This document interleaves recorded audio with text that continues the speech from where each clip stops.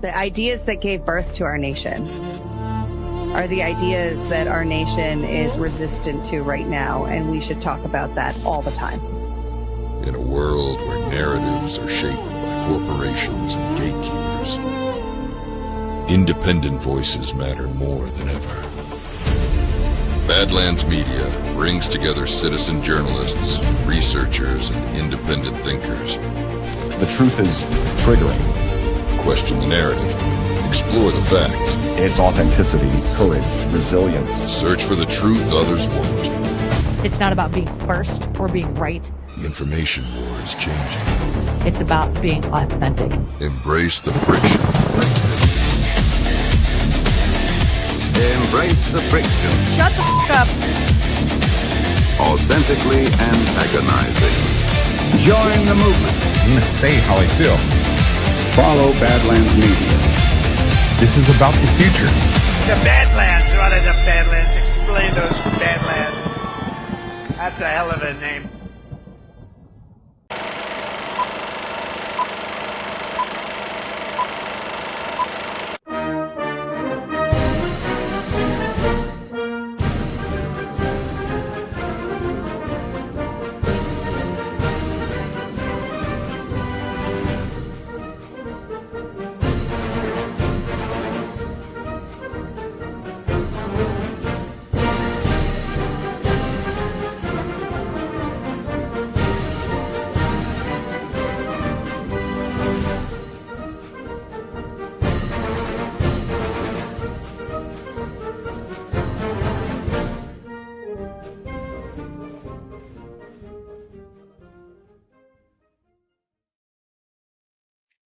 Well, good evening, everyone. This is the No Treason podcast, episode 32, Ether series number 6. Lost Polly for a second, but he is back.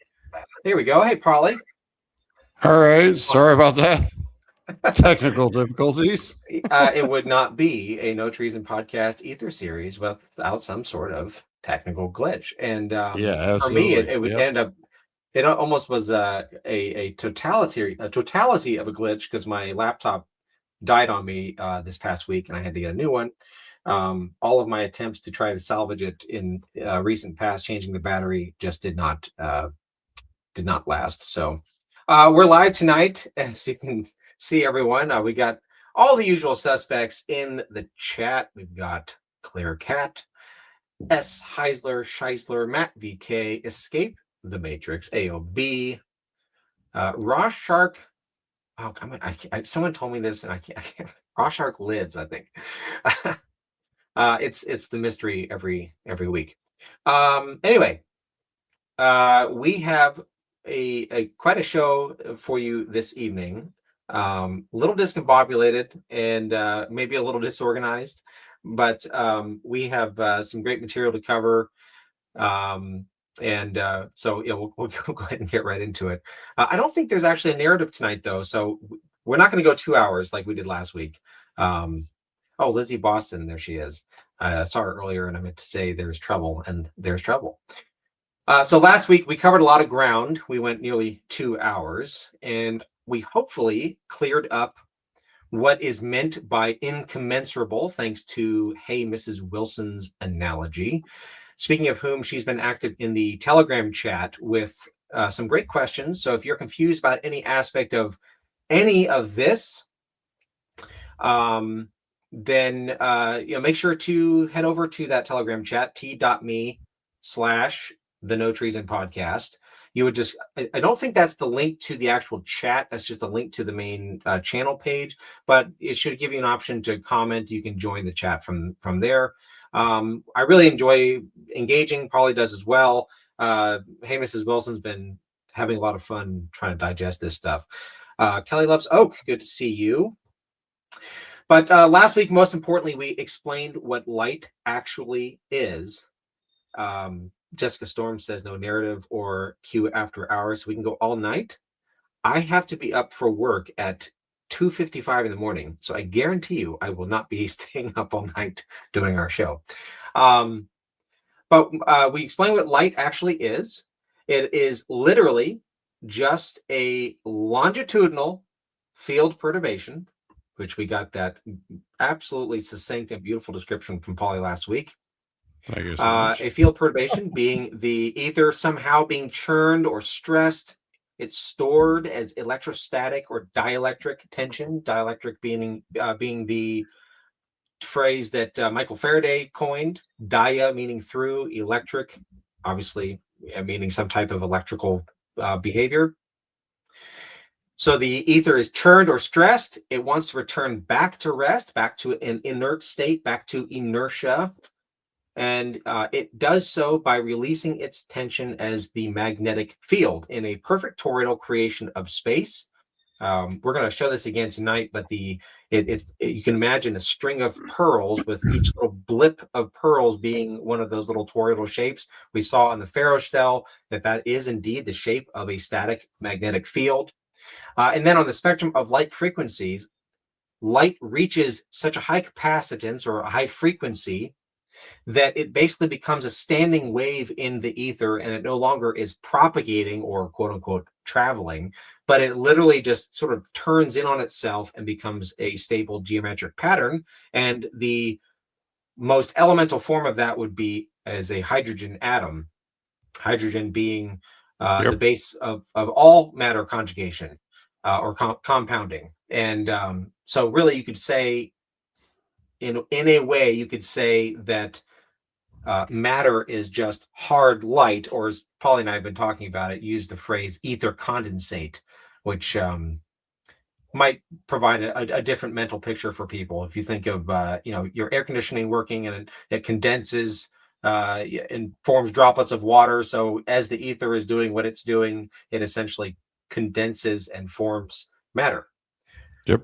Drawing on the metaphysical musings of the ancient Greeks, we discussed that Plato's divided line in the Republic 509D through 511 was expressing a deep truth about the proportionality of incommensurability. This is something we talk about with the golden ratio, phi, that is, with visible light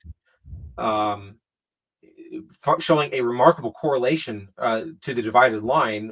Visible light resides within one of the divisions on the divided line. If you start with 0 electron volts, which is the lowest measurement of light frequency, all the way up to 13.6 electron volts, which is the point at which the hydrogen atom ionizes, begins to break apart.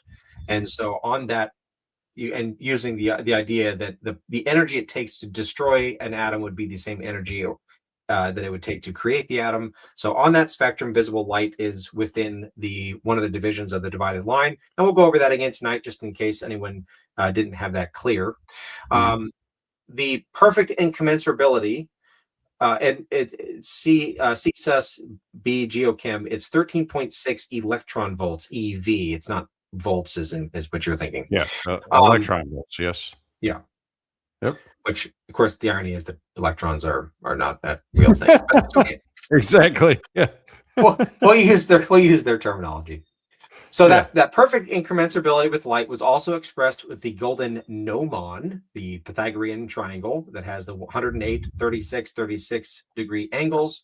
That perfectly matches the geometry of a water molecule. We're going to talk a little bit more about that tonight, probably. Yep. It's significant because that, of course, is the molecule that makes life possible. And the fact that it perfectly corresponds to phi proportionality is something that cannot be overstated. To me, this speaks of the underlying mechanics of the ether, following phi as a guideline, and it demonstrates a pattern that you can see over and over and over and over again in nature. We'll show some of that tonight. And when you see patterns, we, especially here in the truth community, our ears and eyes and all the senses perk up, because patterns tend to indicate intentionality. And believing that God is the one who created the universe, this is something that God put into created reality, and it's there for a reason. So tonight, among other things, we're going to review what light is and some of the other things I discussed, and then we will go into light's cousin, electricity. But first, we have to pay the bills, and we have tonight River Bitcoin. Your bank kept $1,600 from you in 2025. You probably didn't notice. Now multiply that by millions of Americans. That's over $433 billion in interest the banks kept. Your money goes in. Banks put it to work. They make record profits. You get almost nothing in return. And when they blow up, guess who has to bail them out? So what are you supposed to do? Ask politely? Wait? Accept that this is just how banking works? Or you could put your money where it works for you. On River, your cash earns 3.3%, paid in Bitcoin. Earning Bitcoin gives your money even more room to grow. And it's just as easy as how you bank today. You can get paid, pay your bills, and access your money anytime. Start banking with Bitcoin on River. Badlandsmedia.tv/river. You will not regret it. Funky Pam, nice of you to join us this evening. Late. A bit late. Yeah, better late than never, though. She's a lot of fun. I've met her a couple of times. Saw her at Nashville.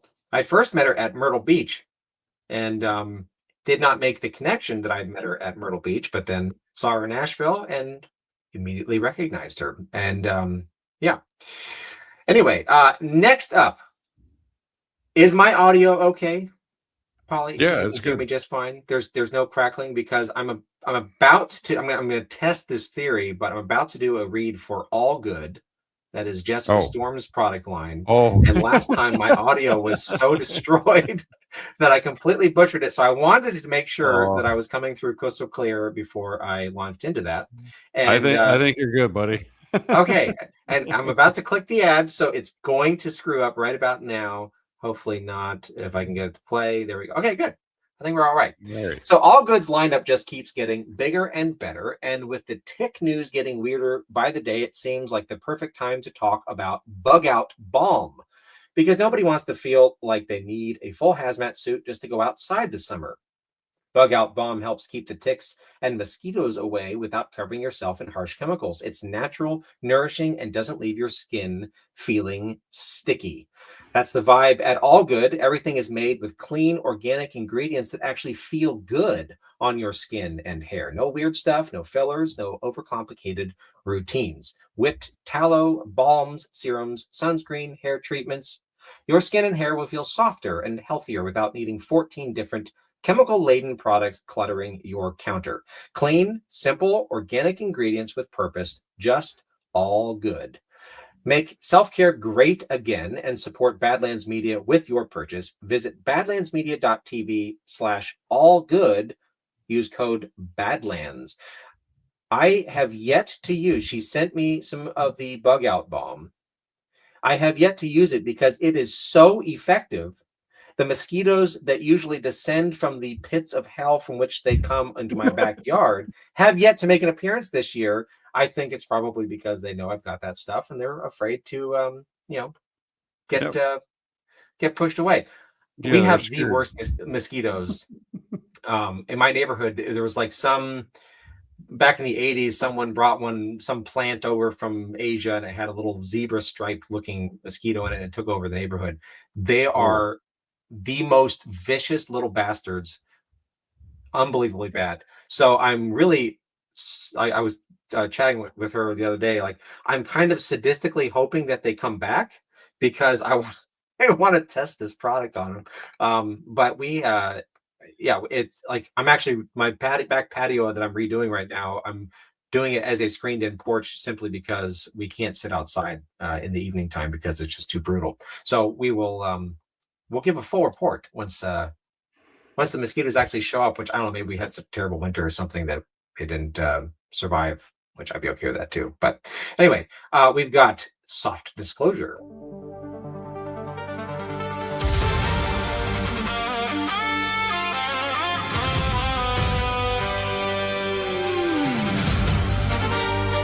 Today we remember those who gave everything. And memory is never still. This Memorial Day! One hero, one mission to deliver softness to America!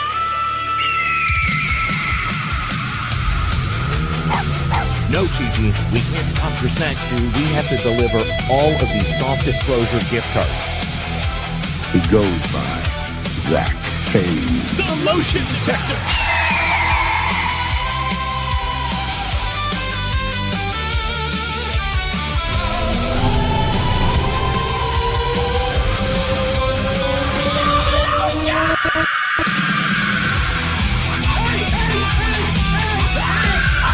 Hey, stop fighting over the beer brush.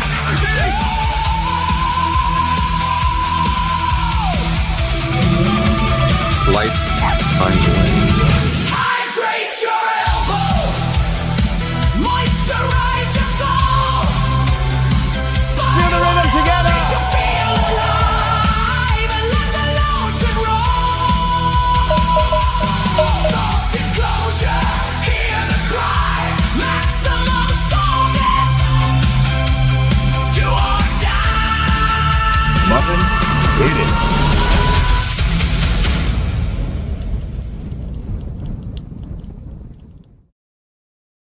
So thanks to Sod This, I switched to my good microphone because I didn't realize that I was not hooked up on that end. So thank you, Sod This, for that. Okay. Yeah, it's actually much better. Yeah, much better. And I feel bad because I did that all good reading with a crappy mic. So, okay. Oh, so sorry, Jessica Storm. Yet again. Yet again. All right. Last but not least, we've got Naughty just showed up in the chat. Good to see you. We've got Gart Deadwood coming up. Before we know it, it's going to be here June 25th through 28th. Badlands heading back to Deadwood, South Dakota for the 12th stop on the Great American Restoration Tour. Get your tickets virtually or in person at badlandsmedia.tv/events. I don't have it down here with me. I'm in the process of weaving a whip to be auctioned or raffled off, and it is Badlands colored themed. I'll show it maybe next week. So I'm excited about that. Okay. Let's go ahead and get into our content this evening. And we pull this up here. We are no longer going to be upside down and backwards because I stole my daughter's iPad. So we can do things like the divided line. Do you have any opening remarks, Polly, as far as what you want to cover in review, or should we dive straight into? No, dive right into it. Okay, let's go. All right. So as review, the divided line was something that Plato had in Republic. And it was this sort of hypothetical thing where you imagine a line. So he's like, if you take a line and you bisect the line into two uneven parts, and then you bisect the two uneven parts using the same ratio as the original bifurcation, then you would have something like that and something like that. And it really doesn't matter where you do your initial dissection or bisection, you will always end up with this ratio where you have these two lengths are the same length. We'll call those 1 relative to this one. This would be the length of phi, and this would be the length of 1 over phi. And this ends up, if you actually draw out the golden ratio, like I'm doing a terrible job on this, the golden ratio spiral, it ends up hitting each of those points. And I don't know, I'm going to erase this. Well, I feel like Ken Wheeler. He's always doing this.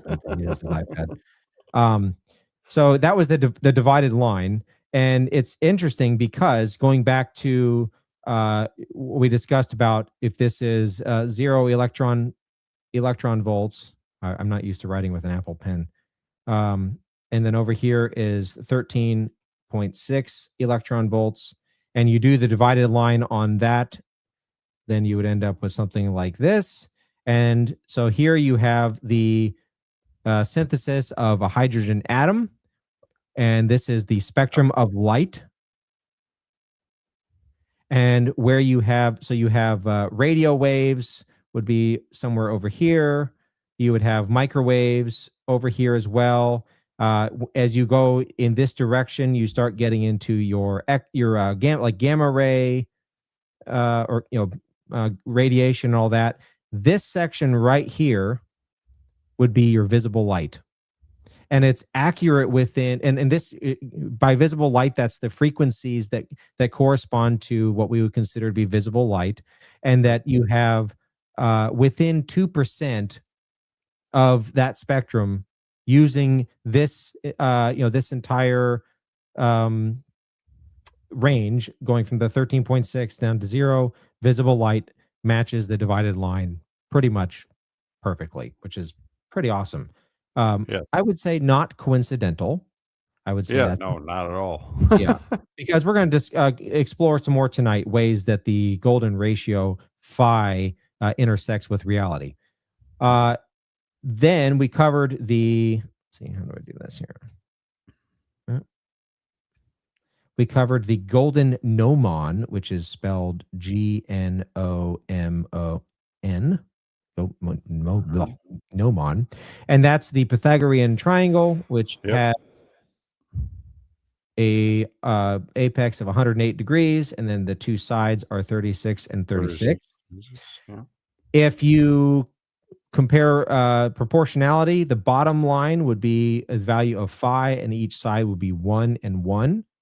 If you then divide the baseline using the the divided line mechanism again, and you divide that using a phi proportionality, and then you complete this.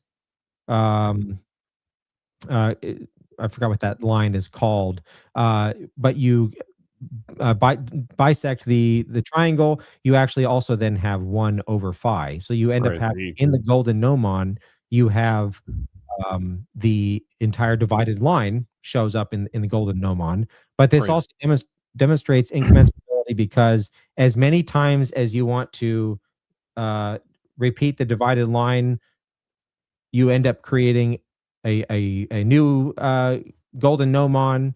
This triangle over here with is another golden triangle as well. But basically, as many times as you want to bisect this down, it will keep shrinking down, and the sides remain in perfect proportionality to each other. That's incommensurability. That's two things that are not the same working in perfect conjunction with one another.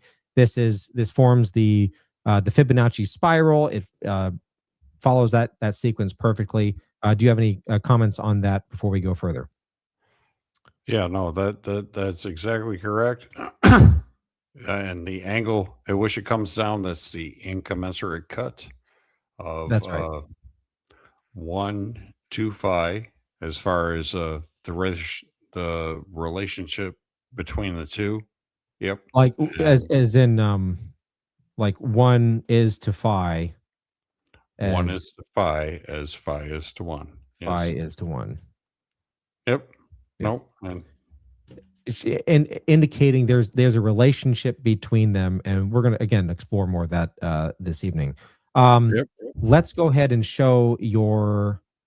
Remove this from the stage, and then this was a thing that you drew. So this is the Golden Gnomon, which corresponds to the which may I'll leave that up. Corresponds to the water molecule, because the water molecule has the same basic geometry. Why don't you explain? Okay, so let me bring this up here. Okay. Yeah, the Golden Gnomon, you have the 108 on the apex there, 108 degrees, 36 on each corner, 36, 36. And then in the center here, you have what would be the oxygen molecule. And then on either side of it is the hydrogen molecule. So those are those circles that you have labeled O and H. O and H, yes. Yeah. H2O. And why that's important is the structure of it. So you have the 108 at the apex coming down, and then at each ratio from the center line of the hydrogen hydrogen molecules to the center line of the oxygen molecules. As you step upwards, you have a phi relationship there. You're talking about that horizontal line that you've drawn across that goes through the center of like the hydrogen molecules or atoms and then the oxygen, that the distance between those follows a phi relationship. Yes, exactly. Right. And then if you come down on the tangency between the oxygen molecule and the hydrogen molecule around the edge of it, you come down that line and you can see that 85 at the base, and then going back up again. And then around or on the top across the hydrogen molecules, the point at which the where the vertices meet between the top of the hydrogen to the bottom or to the intersection point of the oxygen back up again, that angle as you compute it is 137.5, which that's an important angle, just the same that's as considered a golden angle. That's one of the, we would say one of the three golden angles: 137.5, 85 degrees, and then 108 point at the apex there, 108, that is included in the 108 with the 36 of the Pythagorean triangle there. That base point at the center where that 137.5 meets, which the apex of that angle is the line that is halfway through the hydrogen atoms there. Right. Yeah. That's at the point to where if you were to spin, let's say, this molecule orthogonally 90 degrees to itself, and then keep spinning it and spinning it and spinning it, that you're going to get a recursive similar shape as it vortexes into center. It's always going to be the same angle, same ratio as a fractal would be, closing into infinity. It's always going to be the same point, same angle, same ratio every time without exception. And that's what makes this particular shape of those angles and those ratios important. And the fact that water follows this geometry is quite remarkable, considering how water is such an integral aspect to all life, not just human life, but all life. And we talked last week about how this is essentially set up as a dipole antenna, 108 degrees, even falling within the sweet spot of setting up a dipole antenna. If you're using like a ham radio or something like that, 100 to 110 degrees is considered kind of like that sweet spot. So water is set up as essentially a perfect receiving antenna, or even transmitting to some degree. And that is, I don't know how much we would get into that. That's something that we can plant as a seed for people to look into further on your own, using this sort of as a starting point. But as far as how human health works, how human consciousness works, how memory works, someone mentioned in the chat last week, and there's that Dr. Masura Itomo, I think, and you've looked up at his work as well, where he demonstrated, he demonstrated, Imato, that he demonstrated that that water seems to respond to emotion and respond to words and things of that nature, even music, by taking on certain structures as he would freeze the water after introducing those concepts, which sounds kind of ooby dooby or weird. But when you think about it in this context, you have light. I keep saying light. You have water as an antenna essentially, and if you consider as that, Tesla saying that everything is energy and vibration. Frequency and vibration. Yep. Matt VK saying that's interesting given the ratio of water in the human body. That's absolutely true. I would highly recommend that people look up Dr. Tom Cowan, Cowan, and his he draws on others' work, but talks about it as well. The fourth state of water being a structured water, and how it has an electromagnetic signature, and how that's essentially how blood flows, and all of that. Yep. Fourth phase water. Yep. Yeah. And so, yeah, that stuff is, I mean, it's the kind of thing where as you start peeling back on this, you realize there's just so many layers. Like every time you've got a lot of lines drawn there and angles drawn there, and it might look confusing to people, but the thing is, the longer you stare at it and you think about the relationship that each thing has to one another, and you realize that it all follows this phi based proportionality and relationship. Again, it's a pattern that clearly has some serious significance. Do you want to go into the egg stuff at this point, or what are you thinking? Yeah, sure. That's I guess prior to that, I would just say that water is a polar molecule. So as we had previously said, that it's a dipole antenna due to its geometric shape. But saying a polar molecule means that it's between the difference of positive charge and negative charge.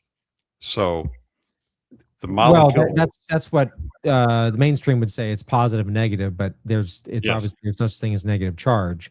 And so I was thinking about this earlier, that the oxygen molecule is generally where they consider the charge, like the positive charge, to be. Yes.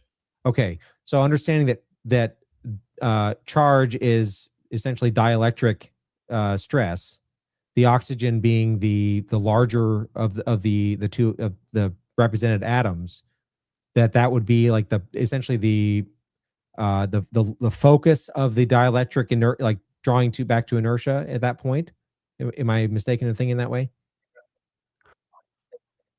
Oh yeah, no, actually it's inverse to that, where the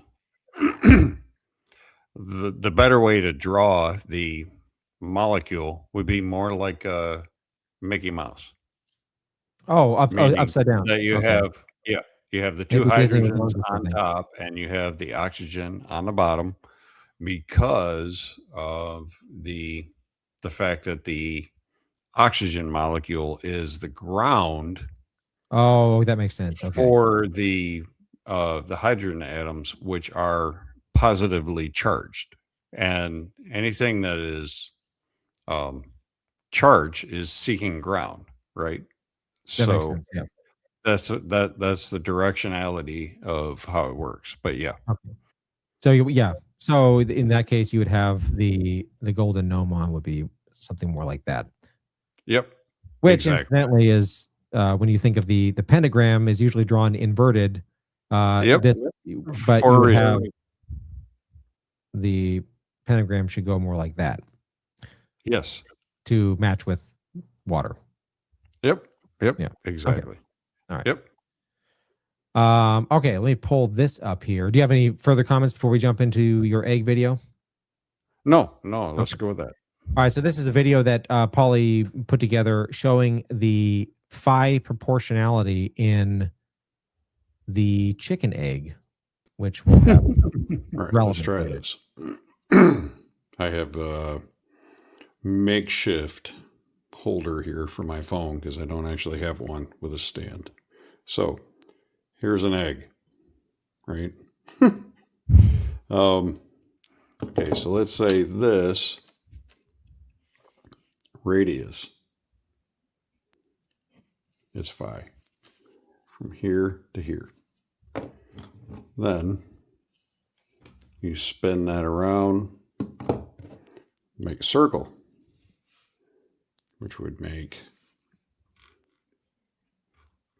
obviously, 2 phi.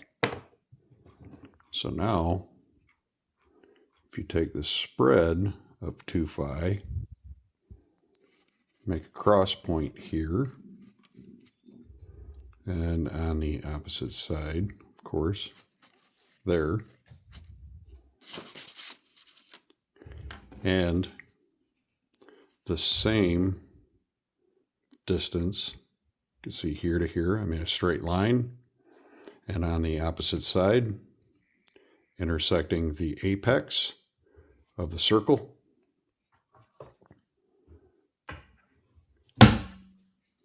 So that's 2 phi. Now you adjust this.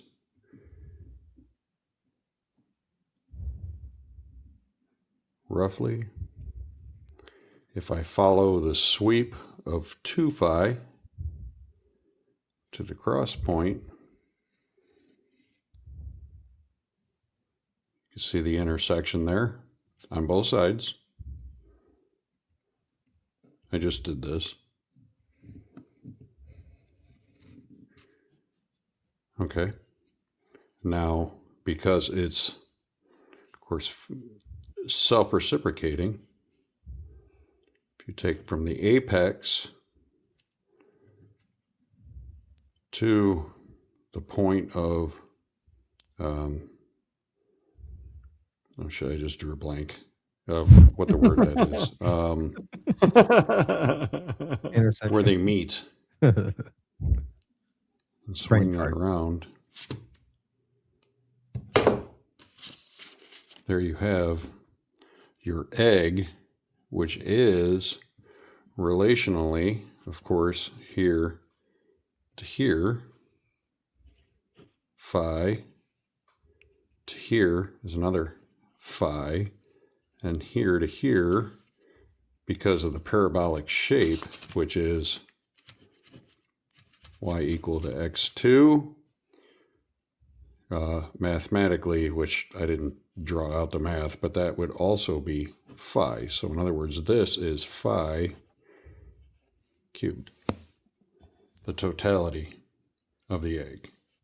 Okay, so I wanted to show this because this is relevant. So what you're saying there is that if you take the midpoint of the circle at the bottom of the egg down to the bottom, that's the radius, that's the first phi, and then the second phi is the radius on the top half of the circle, and then the third phi is the length of the parabolic arc to the top of the egg, and so then you end up getting phi cubed. So phi cubed. Let me remove this, and we're going to go back here and we're going to do the divided line again. So we have that, and that. So we have Q, or I'm sorry, we have phi, we have 1, 1, and we have 1 over phi. If you just using basic arithmetic, and this is 1.618 and so on, and you add these all up together, you get the value of phi cubed, which is 23606. Yep. So the totality of this divided line mathematically is the same as what you were so you have what you were showing phi here, where the totality of the egg is phi cubed, which is interesting, because then another way then to show that relation in as far as relationship, Ken Wheeler likes to write it out as 1 over phi to the 1 over phi to the power of -3. Yep. Which is equal to 4.23606. 4.23606. So what this is showing is essentially proportionality wise, the relationship of totality. The total is made up of the sum of the parts, and the sum of the part, like you can't just dissect it and leave it off. You have to have them all together. Do you have further comments on that? Oh, as far as the significance of phi cubed and all that. Oh yeah, yeah. Just the fact that it's the important point is the fact that it's relational, not computational. Right. In other words, it's not a mathematical equation. It's a Right. rational. Right. It's as everything is in nature. It's a relation from 1 to phi, or a relation from, let's say, from creator to creation. That everything is a relation. It's not something you can plug into a calculator and get an answer for. Right. You know, it's not materialistic. It's not a mathematical equation. It's a relationship. It's a ratio of understanding between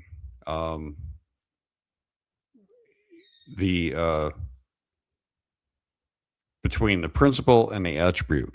Which you can see I've got drawn here. So that I remember that's one of the reasons why Ken likes to write it out as 1 over phi to the negative Exactly. Yes. power of 3, because it is showing the relationship of principle and attribute, and Yes. that there's an inseparable relationship between those two. That's really when you're talking about the divided line, Very you're important. talking about the Golden Gnomon and all of that kind of stuff, and all of the little component parts that make it exciting. You're really discussing principle and attribute and their incommensurable relationship to one another. And then you can follow that logic chain of analyzing things, as we talked about in some of the earlier episodes, analyzing things about nature and seeing they have certain attributes, and then what's the principle of those attributes, and then you just sort of work your way back up, and eventually you do like the Greeks did, where they got to the ether and they called it the one. Yes. But they stopped short there, and they didn't want to call it God. Yep.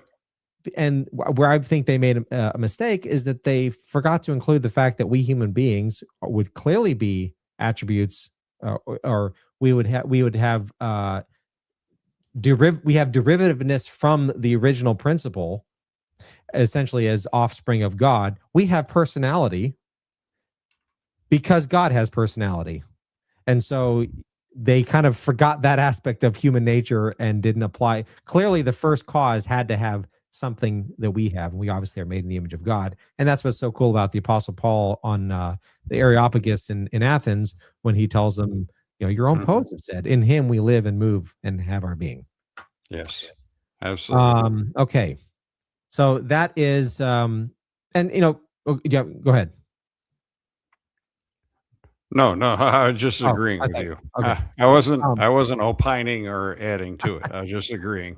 Yeah, Kelly Loves Oak says it works at any scale, and that's exactly it does. right. I mean, you depending on your view of cosmology or your or whatever, this expands as big as you want or gets as small as you want, as we'll discuss here in a little bit too. And the point of all this is, I think it shows an intentionality and a proportionality to reality. There's something about this that communicates to us God's invisible attributes, because that's what Paul says in Romans 1, that nature, and I've been saying this multiple times, I'll say it multiple times again, that the study of science, the study of this, the study of math, all of that is theological, because ultimately it's studying things about creation, and creation speaks about the creator. Yep. So we covered so speaking of the relationship of phi, and then how light, as we brought up again, light intersects with the visible light, the divided line and phi, or sorry, the divided line and light coincide with each other on that segment there, which interestingly enough, in Plato's breakdown, they had metaphysical meanings behind each of the divisions, and the one that light actually fits into was one that Plato considered to be part of the visible world, the things that you could believe because you could see them. So that's another interesting aspect to that makes you wonder, like, why did they say that one was the visible world one and not the one next to it, which would have not corresponded with how light intersects with the divided line? But that's just one of those. Yeah. Like, Yeah. Now you're getting into Platonic solids between dodecahedrons and icosahedrons and just all kinds of crazy stuff. Yeah. The Meerkat dropped a $5 rant. Hi, all. Good show. I haven't missed any. Awesome. Finally making it live to a couple. Look forward to some great conversations at Deadwood. And I'm looking forward to seeing you again. I met him last year at Deadwood. Awesome guy. Stood up to the man during COVID out in California. He's quite a brave patriot. So pretty awesome. Right. So if going back to light, if you recall Paulie's definition from last week, light is a longitudinal pulse perturbation with transverse electromagnetic diversion discharges in a coaxial circuit. And hopefully everyone should be fluent in that enough where they can just automatically picture exactly what Paulie was talking about there. But we can review that a little bit. And this stuff really makes sense logically when you consider what a magnetic field looks like. It's the shape of a toroid, the donut. Yep. This iPad is kind of, there we go. I don't use my it was actually my wife bought this iPad for work, decided she didn't want to use it, and then I thought I'll use it for a little bit. I decided I didn't want to use it. Then my daughter, she's really into art, and so she does a lot of artwork on here, but I don't use it very often, so it's kind of new territory for me. I feel like a boomer when I'm using this thing. All right, so longitudinal pulse perturbation. We talk about, light is something that is propagating through the medium, and it is something is instigating some sort of dielectric stress. Dielectric stress must release as a toroid, so you end up with a string of toroids as the dielectric energy is pulsing and propagating. It is causing transverse, that is orthogonal to the direction of travel. Yep. What we call them diversion discharges. So this is the magnetic exploding out basically, and you just basically end up with this string of toroidal pearls with the dielectric coursing through and the magnetic discharging in a transverse manner. And the coaxial circuit, do you want to explain that aspect again? The transverse coaxial circuit? Yeah. Okay. So, yeah. As it moves out transversely and returns centripetally, it follows along a three-dimensional S-curve, let's call it, as far as the circulation of anything and everything that is creating space from a center point.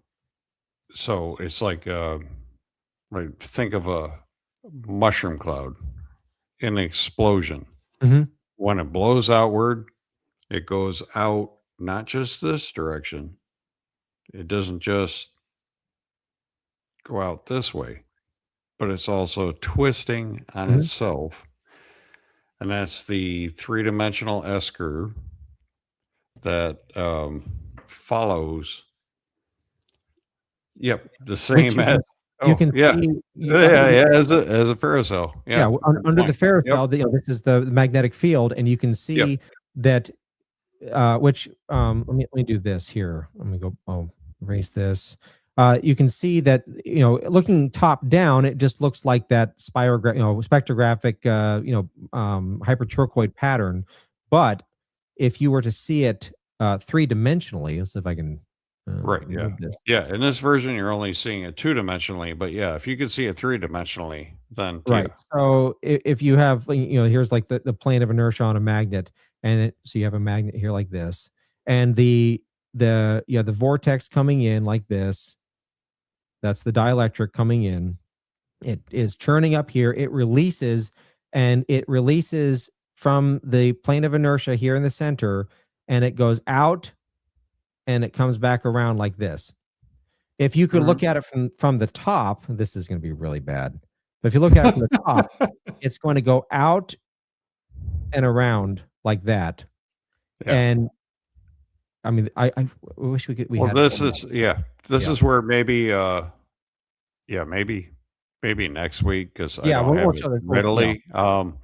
That little 1 minute video I have of the three-dimensional S curve with a wire. Oh yeah. Would help with this. I don't know. Yeah. Let's see. I mean, we don't have a cutoff time, so let me let's see if I can find that, because you sent it to me on Telegram. The problem with people who are friends is that you can see from end to end what is meant by a three-dimensional S curve, right? Yeah. We talk back and forth way too much on Telegram. I'm scrolling. I don't know if I'll be able to find this offhand. Yeah. All right. We'll pull the plug on that. We'll do that next week. We'll revisit that next week. Okay. So yeah, you were saying the three-dimensional S curve. We'll show that next week. All of that trying to explain as the dielectric is releasing. It's releasing in a three-dimensional S curve that's kind of torquing and spinning as it comes back and completes itself back into the vortex. So you have a string of those. And again, I made this point last week that light is literally how space is light creates its own space to propagate through, essentially. Oh, Unati says I can use the search function. Yeah, except that it's not. It was a video he had sent, and it was that he had taken, so it was from his phone. Okay. Yeah. So one of the things also we talked about last week is how Tesla determined that light was he called it a sound wave in the ether, and what he meant by that is that it is longitudinal in form, not transverse. Transverse being the the up and down, like we typically think of a Hertzian wave. You grab a rope and someone holds the other end and you wave it up and down. But the ether is not a single straight line. The ether is an all-encompassing medium. A better analogy would be something like water or air, and sound moves through air in a pulsing, rarefacting, compressing fashion, which is in the form of a longitudinal wave. So that's how Tesla sort of came up with that conclusion, working with things with his mindset with regards to ether. So it was logical to him that light clearly produces wave patterns, because that was the double slit experiments demonstration. We tend to think more of like surface waves, and that's more of that up and down Hertzian wave. But in an all-encompassing medium, like I said, underwater or the atmosphere, any kind of a point source disturbance, like your voice, or if you're to put a firecracker underwater, it's not going to produce that transverse-looking wave. It's going to shoot out, something that is going to compress that medium. It's then going to rarefact and then compress and rarefact and compress and so on. That is how light pulses, and the pulsing is also the toroid as it blips. That's the dielectric tension releasing itself. Great. So what is the difference between that blipping of the bounded light and the unbounded light? We'll get into that in a minute. Okay. Because that is a hint as to what electricity actually is. Okay. We also talked about how, and we mentioned it tonight as well, how light actually becomes matter. And really, it's not that light becomes matter, it's that the ether itself, as it is disturbed in the manner in which light disturbs it, essentially becomes a standing wave and becomes matter. And I wanted to show this video here. Stop screen, share screen. This is a video of, I forgot who it was last week mentioned Cymatics. And I think this is a great way to visualize how frequency and vibration in a medium can generate geometric shapes. And then if you imagine this at like ridiculously high energy in the ether, and this is how matter itself is formed. I need to share my screen. Hold on one second. Put this up on stage. All right. So these is Cymatics, Cymatics, Cymatic. There's tons of videos on YouTube that have this, and it's just beautiful.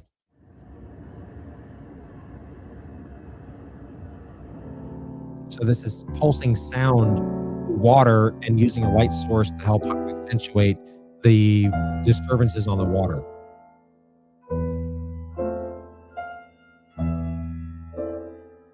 And if you look at some of various models of what an atom would potentially look like, it is very similar to that, as far as it's something that's churning and frothing, but in a geometric pattern. So if you imagine light being an energy pulsing through the ether, or in the ether, depending on how you want to phrase that, it reaches such a high frequency that it essentially causes the ether to coagulate, maybe would be another word for it, and become matter itself.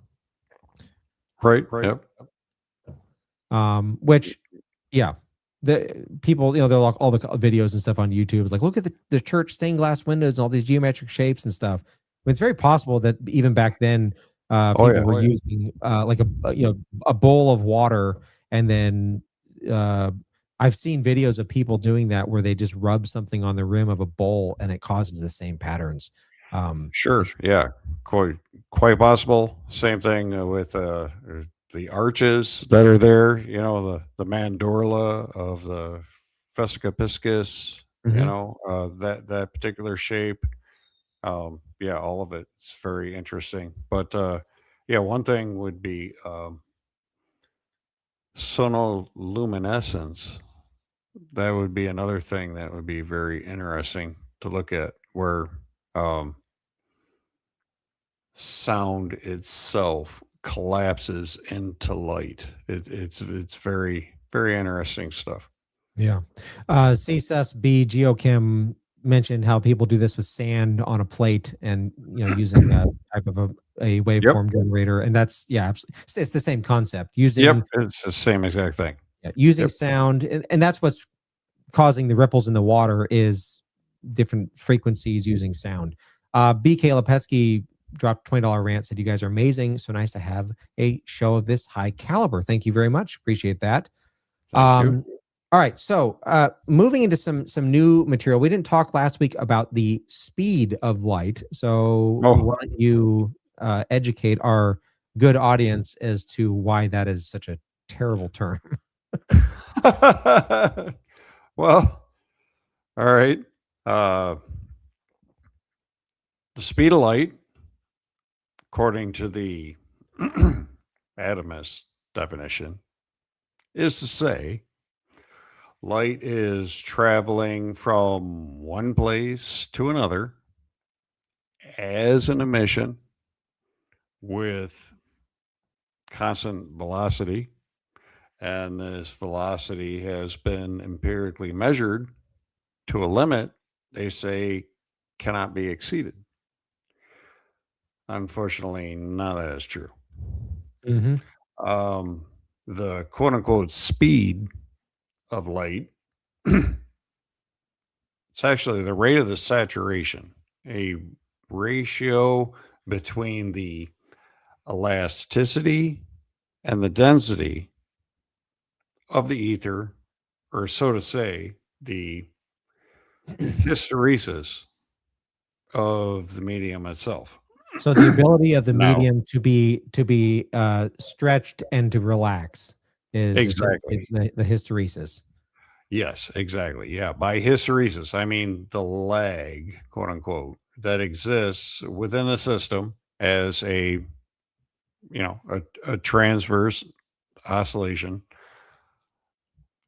within magnetism itself specifically, because anything that is spatial with a transverse component would experience a lag.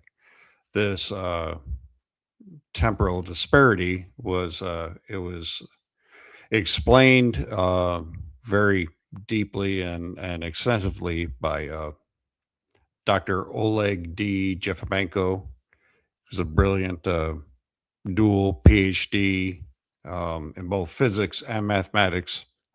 He wrote about this extensively.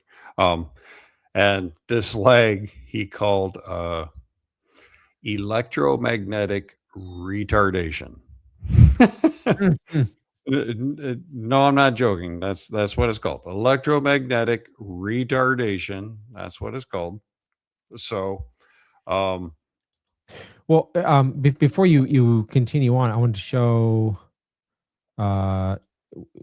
this again. Show my iPad again, because when we're talking about the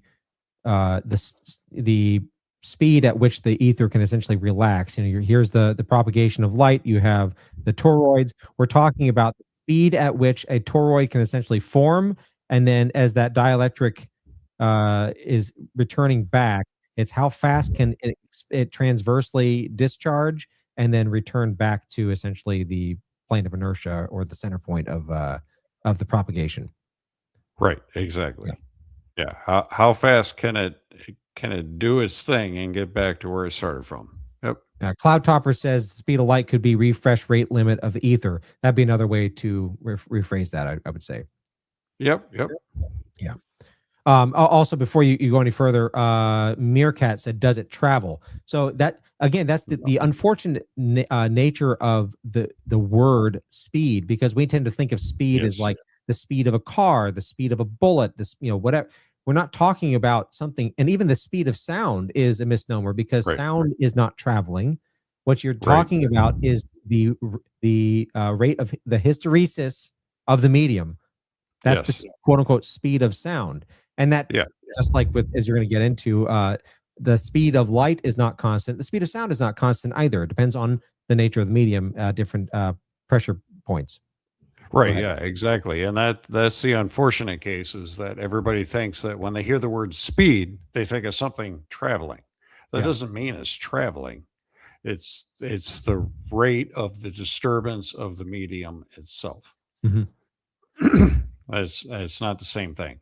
So to get back to it, the speed of light, it's not constant. Excuse me. Like for instance, as light enters water, it slows down. As it enters glass, it slows down. And when it leaves those mediums, it immediately and instantly resumes its previous quote unquote speed as it leaves that water or glass. I feel like that violates the conservation of energy somehow. Well, yeah, it's not like there's something inside of light that says, "Oh yeah, we're out of here. Let's hit the gas. Let's speed it back up again." Yeah, that's not how it works. works. If you think about it in terms of a particle that's flying, the notion that a particle would slow down and then speed back up all on its own, just based on like there, especially when you consider like what Tesla was talking about, where whether it's the sun or it's a candle, the speed in quotes is the same, regardless of the quote unquote source, which indicates it's not something traveling; it's the medium itself expressing itself. Go ahead. Right. Yeah. Which is the argument against of it being an emission of some kind. So how could a tiny little candle or a match that you strike have the same power as the friggin' sun? Right. If that were the case, and it's clearly not. That's ridiculous. So, so nothing breaks the speed of light, as far as how they describe it. And to say that if they thought that it did, well, then I would say, well, then how do you explain Chernikov radiation, where there's light in a nuclear reactor that's traveling faster than the so-called speed, quote unquote, of light. Chernikov radiation is what you would call almost like like you have a sonic boom, as something flies over your head and, it makes that sound that you could call that almost a photonic boom, so to speak, where the inside of the reactor, it gives that eerie blue glow because the light that is interacting within there is actually traveling faster than their so-called speed of light. And their explanations for that, of course, which are really ridiculous, is to say that, well, it's not breaking the speed of light because it was already traveling faster than the speed of light. Therefore, it's not breaking it. I mean, that seems like robbing Peter to pay Paul. Yeah. Yeah. I mean, really? What is that? Well, of course, all that's if you're thinking of it as an actual particle that's moving, then you run into all these explanatory problems, which goes back to the quantum laundry basket, in that if you can predict things, but if you don't understand why it works, then eventually your prediction is going to run out, and you'll end up being a lonely guy. PJ Corrigan just hopped in. Hey, you guys, good to see you. So time, PJ. Jeez. Yeah, for real. Okay.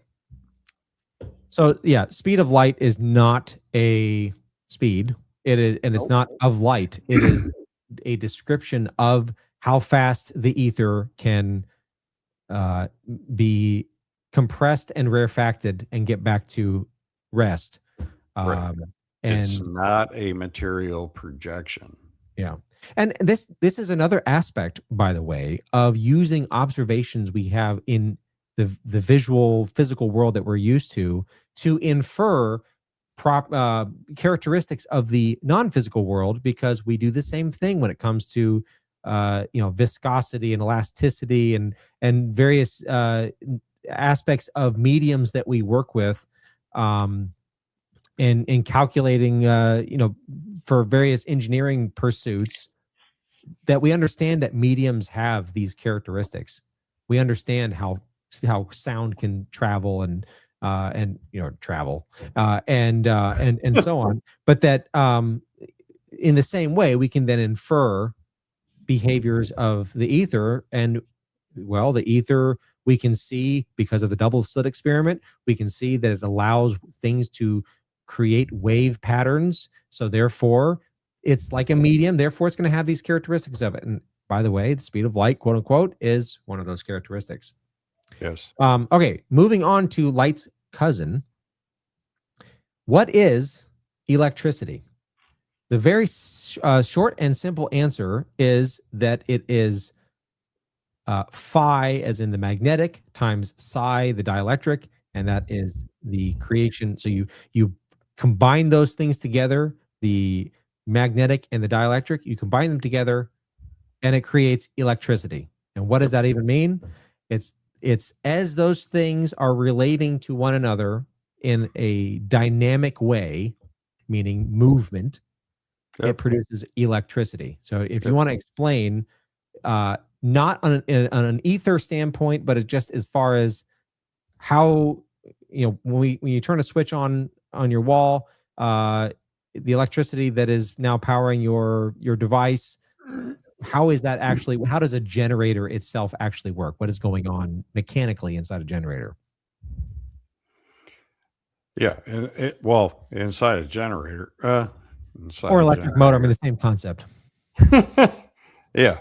You have basically you're churning, and that's a good word to use, churning the dielectric against the magnetic, And at that point, that cross point, that where they meet is where the electricity happens. It's the same.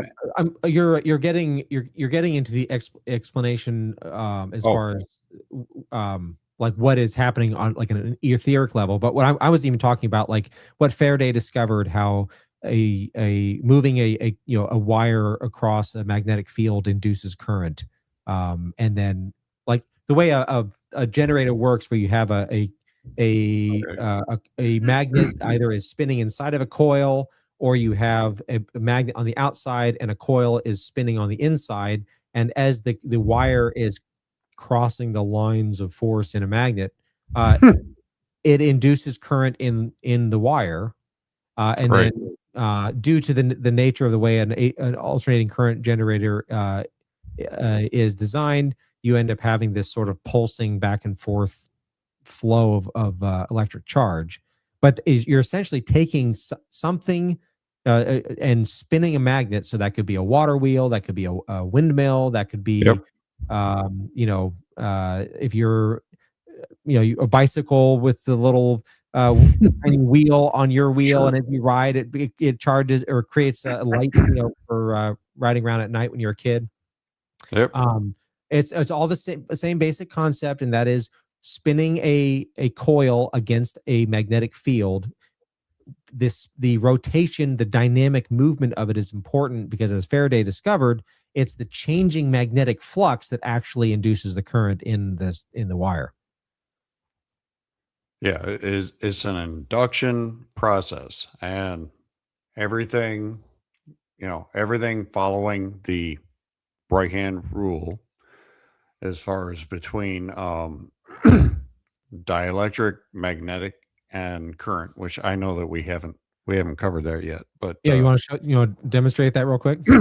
well, if you have a dielectric flow, let's see, get on camera here, going this way, and then current wraps around as if you have your fingers wrapped around it in this direction. Mhm. And then the magnetic would be where my thumb is pointed up and down. All three are 90 degrees opposed. They're all orthogonally opposed to each other. Mhm. So as long as you know the direction of any one of those, whether it's the magnetic or the current, the flow, meaning the electric, or the dielectric, you know where the other two are. Yeah. So And if people are so confused by that, you can just go on YouTube and search right hand rule, yep, electricity. right hand rule, or Fleming's right hand rule. Yep. Yeah, all that stuff's there. Yep. Yeah. Okay. So the conventional explanation is that what's happening is that the electrons, they're free floating inside like copper wire or something, and they get excited by the magnetic flux, the changing magnetic flux, and they start to be kind of essentially pulled back and forth.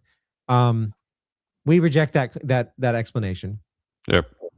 An analogy that so understanding then what an atom actually is, that it is hard light, it is the ether that has solidified into a stable and by solid doesn't mean like not moving, it is dynamically churning An within itself. electrostatic dynamo. Yes.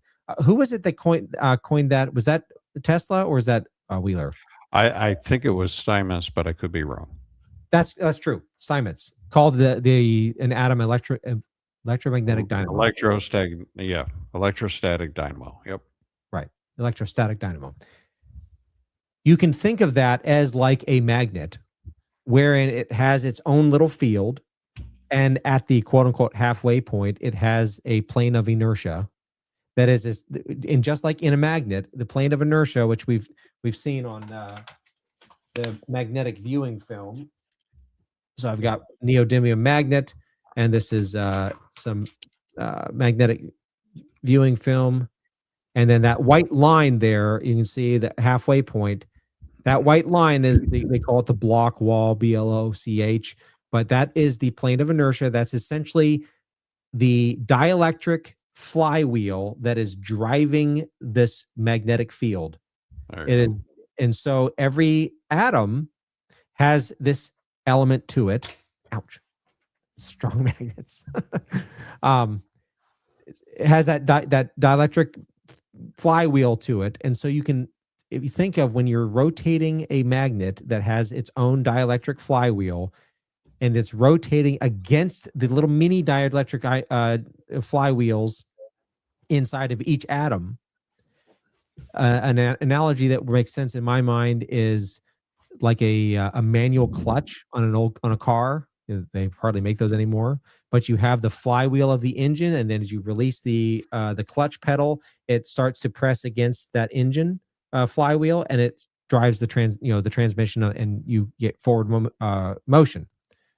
So when the magnetic field is being drawn past that coil, that conductive coil, it is spinning up all the little dielectric dynamos inside the coil, and that is churning the ether, producing stress, and that stress must be released, and it does so in a longitudinal pulse perturbation. Yep. Which should sound familiar to people. Because that's exactly what light is. And you can think of this like the wave at a stadium. So you get people hopped up on enough beer and excited with the atmosphere of the sports, and someone stands up, and then the person next to them stands up, and then next thing you know, you got the whole stadium waving, and you have this pulse perturbation traveling around the stadium. That's essentially what electricity is. That's what light is. Yep. The difference between electricity and light, even though they're literally the same thing, electricity is the conjugation of the magnetic and the dielectric coming together.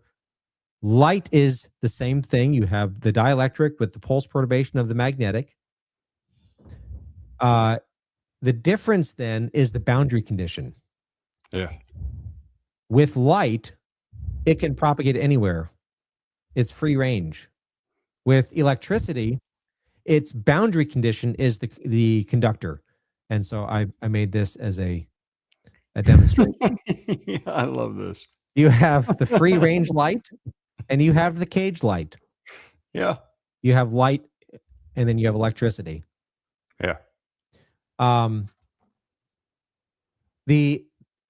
of the ways that you can kind of essentially demonstrate that this is true is thinking through how a radio tower functions.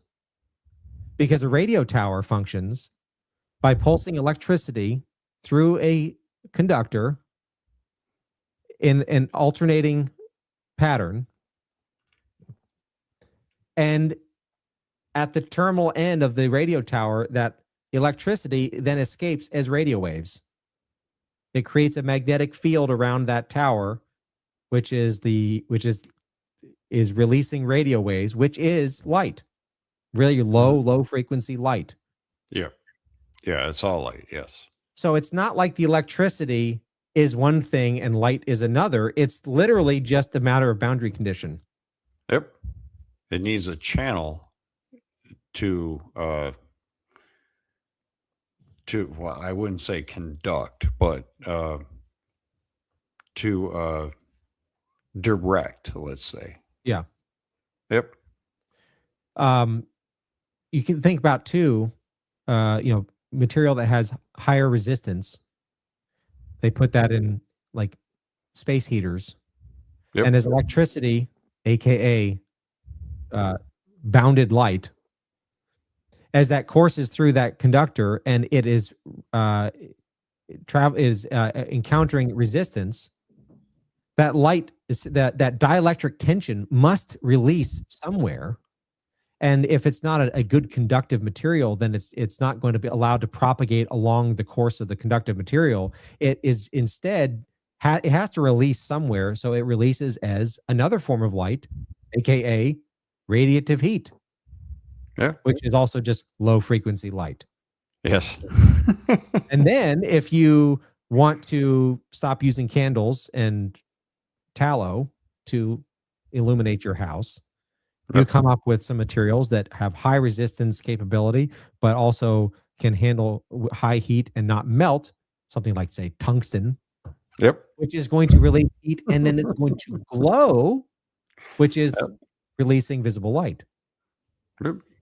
And when you look at it in this way, you realize there's this unification of all these disparate things that seem in modern physics to be these different forces, different elements, different particles. They all are basically just the same thing rearranged in an ether mindset. Yeah, everything's the same. It's only different relationally, and that's the key. Yep. Yeah. That they're incommensurate, meaning they're not the same. There's something about them that is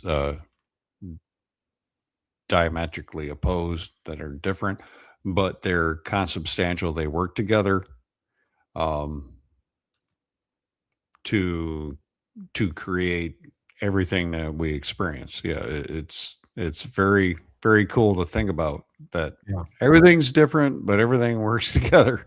It's well, and then we've used the phrase that everything is pressure mediation, and not actual like PSI kind of thing, but you think of any kind of tension or stress or pressure is always going to try to release and relax, which is why radio towers can work, because that's dielectric tension inside the conductor that needs to release, and so it releases as radio waves, aka light. You know, that explains weather patterns, that explains relationships, that explains all of those. Everything follows that basic principle. And then there's also the four things: the permittivity, permeability, and then you want to what are the other two? Capacitance. I'm drawing a blank. Capacitance, resistance, permeability, and permittivity. Yep. There you go. So that's explaining essentially the various materials' ability to allow the ether to function the way it functions. We talk about resistance, and that's something that has. I'm going to get this backwards. That's low permittivity, then, or is that high permittivity? I always get this wrong.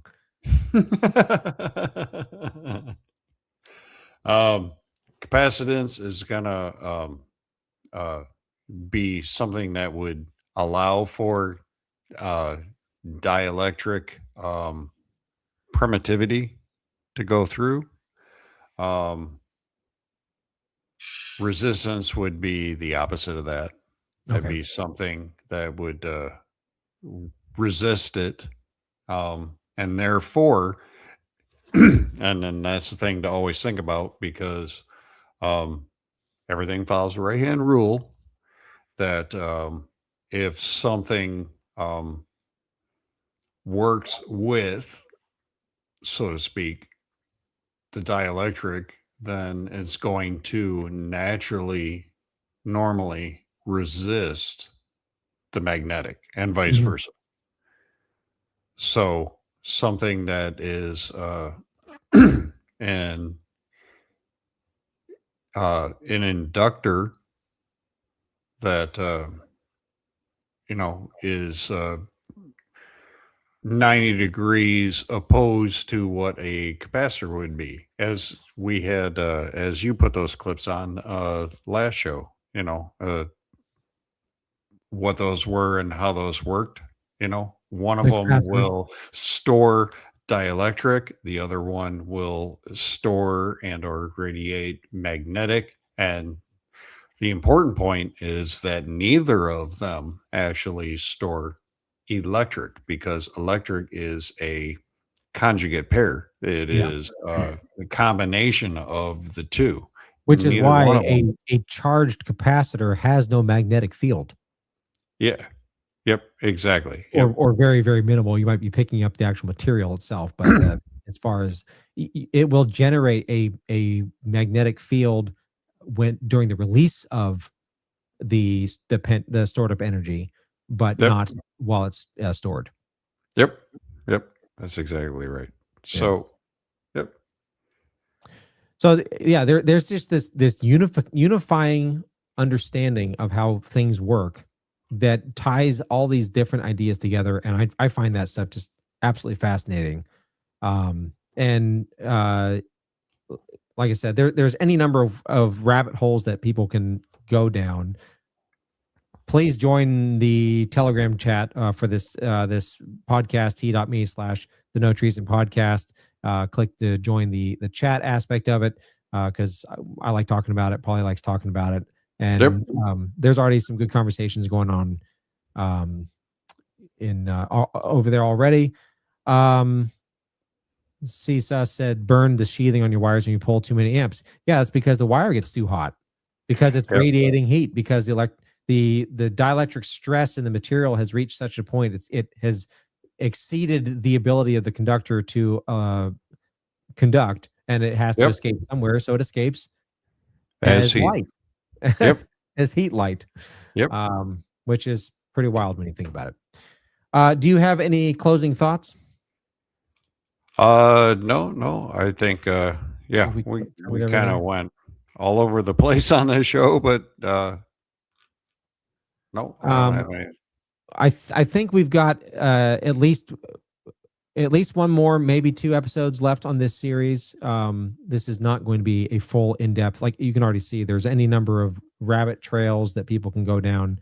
Oh, sure. The metaphysics of the Greeks and all that. We're glazing over things very superficially. If anything, just to introduce the concepts and demonstrate, again, going back to the first couple episodes, this is an ancient debate. It's not settled the way that quantum mainstream particle physics wants to say it's settled. Right, we didn't even get into the whole quantum section today. Oh yeah. Well, that's, maybe we can say that for next week. A friend of mine showed some of my stuff to a friend of his that is a chemist, and the guy was just like, there's no ether. The Michelson-Morley experiment proved that. It's like, no, it didn't. But it just shows how that has permeated modern science, and how people they have a sense of confidence in saying that something can't possibly exist, even though your intuition pretty much tells you it has to, just looking at the double slit experiment. And so you end up having to come up with all kinds of bizarre explanations, like quantum foam and quantum tunneling and all of this sort of thing. Dark matter, all that garbage. Maybe next week or maybe the week after, I definitely want to get into actual applications of these concepts, so that it's not just like, okay, great, so electricity is just bounded light. It's caged light. Chicken. What does that do for me? Like, okay, so what if I know that? Who cares? Well, there are applications to all this stuff that especially with the depending on how much you want to believe from the released UFO files, certainly the descriptions that a lot of us have heard of how UFOs actually function, or how they observed behavior, and all that observed behavior, even if half of it is true, is very easily explained. They're field propulsion devices in some field tech. We could certainly get into that, what it means to current technology and or perhaps suppressed technology and other things like that. How could it actually work? And what does that mean for us and all that kind of sort of thing? That'll be an interesting topic to talk about. And if anyone wants to join the latest list of assassinated scientists, then this is your new field of study. I'm gonna say not me, please. I don't actually believe anything I've just been saying for the last several weeks. This is all hypothetical nonsense. Yep. I'm sure I'll probably get more in trouble for my trial by jury stuff than ether physics stuff. But anyway, E.H. Kyle says, I hear a lot of the guys in physics say that something is broken in physics. That's interesting. No doubt. Absolutely. If people want to have some fun, look up Biefeld-Brown effect. B-I-E-F-E-L-D. So Biefeld-Brown effect. Yep. Just have fun with that one. And Yeah, that's a imagine, good take one. this material that we've talked about and imagine how something like that could actually function. And then what ramifications it has for stuff we'll talk about here in the next couple weeks. All right, we're going to go ahead and call it quits there. We're going an hour and a half. I'm going to be tired tomorrow, but that's okay. It's worth the sacrifice. Okay. Paulie, it's good to see you, brother. Thanks for joining me on this.